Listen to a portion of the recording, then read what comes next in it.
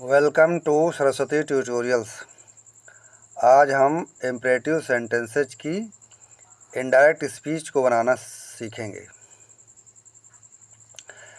Imperative sentences द्वारा प्रार्थना, आदेश, नम्र निवेदन तथा परामर्श के भाव प्रकट होते हैं। इनमें वाक्य का कर्ता यूँ छिपा रहता है तथा ये सेंटेंस वर्ब की बेस फॉर्म से शुरू होते हैं। For example, sit down, open the door, be quiet, do not open the door. यह वाक्य वर्ब की फर्स्ट फॉर्म से शुरू हो रहे हैं और इनमें आदेश, निवेदन इस प्रकार के भाव प्रकट हो रहे हैं। तो ये इम्परेटिव सेंटेंसेज हैं, इनमें इस प्रकार का भाव प्रकट होता है। इम्परेटिव सेंटेंसेज में फर्स्ट पर्सन तथा थर्ड पर्सन के साथ लेट का भी प्रयोग होता है। Positive sentence, let him sleep, इसका नेगेटिव हो जाएगा don't let him sleep. Let me do it, इसका नेगेटिव सेंटेंस होगा don't let me do it. Let us wait for him, तो इसका negative don't let us wait for him हो जाएगा। Rules for changing imperative sentences into indirect speech. पहला नियम, imperative sentences में reporting verb said के स्थान पर ordered, requested, advised, suggested, told, urged, commanded आदि शब्दों का वाक्य के भाव के अनुसार प्रयोग किया जाता है। दूसरा नियम, कंजंक्शन दैट के स्थान पर टू का प्रयोग करते हैं। रूल 3, प्रार्थना सूचक वाक्यों में रिक्वेस्टेड का प्रयोग करके sir, madam, please, kindly, gentleman आदि सम्मान सूचक शब्दों को हटा देते हैं और रिपोर्टेड स्पीच की क्रिया से पहले टू लगा देते हैं। रूल 4, यदि वाक्य नेगेटिव भी है तो डू नॉट के स्थान पर नॉट टू का प्रयोग किया जाता है अथवा सेट टू को फॉरवर्ड में बदलकर नॉट का प्रयोग नहीं करते हैं, केवल टू का प्रयोग करते हैं। For example, Ram said to Arjun go away. इस सेंटेंस के द्वारा ऑर्डर का भाव प्रकट हो रहा है, इसलिए हम सेड टू को ऑर्डर में चेंज करेंगे। तो ये इस प्रकार बन जाएगा, Ram ordered Arjun to go away. Example 2, the teacher said to the boy leave the class.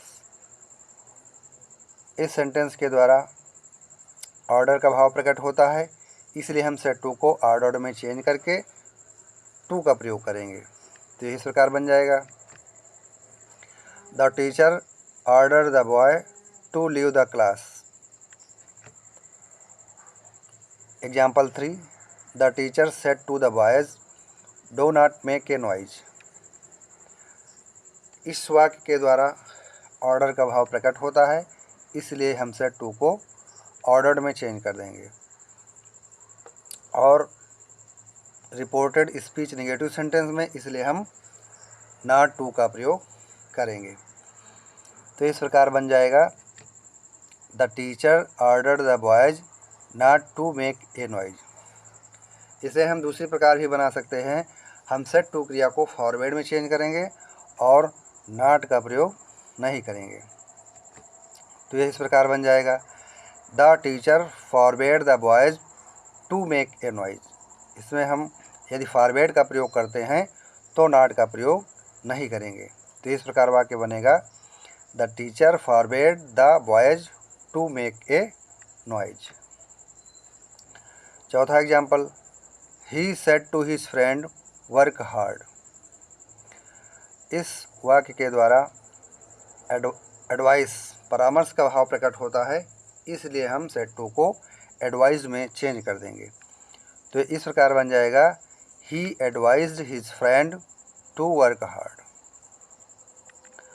पांचवा example, he said to his friend please lend me your book. इस वाक्य के द्वारा रिक्वेस्ट का भाव प्रकट होता है, तो हम सेट टू क्रिया को रिक्वेस्टेड में चेंज कर देंगे और प्लीज़ को हटा देंगे। तो यह इस प्रकार बनेगा, he requested his friend to lend him his book. अगला एग्जाम्पल देखिए, he said to his master forgive me sir. इस वाक्य के द्वारा रिक्वेस्ट या बेगिंग का भाव प्रकट होता है, इसलिए हम सेड टू क्रिया को रिक्वेस्टेड या बेग्ड में चेंज कर देंगे। तो यह इस प्रकार बन जाएगा, ही रिक्वेस्टेड और begged his master to forgive him. Me reporting verb के सब्जेक्ट ही के अनुसार परिवर्तित हो जाएगा। मी ऑब्जेक्टिव केस में है, इसलिए ही का ऑब्जेक्टिव केस हिम रख देंगे। अगला example, the teacher said to the student do not sit there. इस वाक्य के द्वारा आदेश या एक सूचनात्मक रूप से कहने का भाव प्रकट होता है, इसलिए हम रिपोर्टिंग वर्ब सेड टू को हम ऑर्डर्ड, आस्क्ड या टोल्ड में चेंज कर सकते हैं।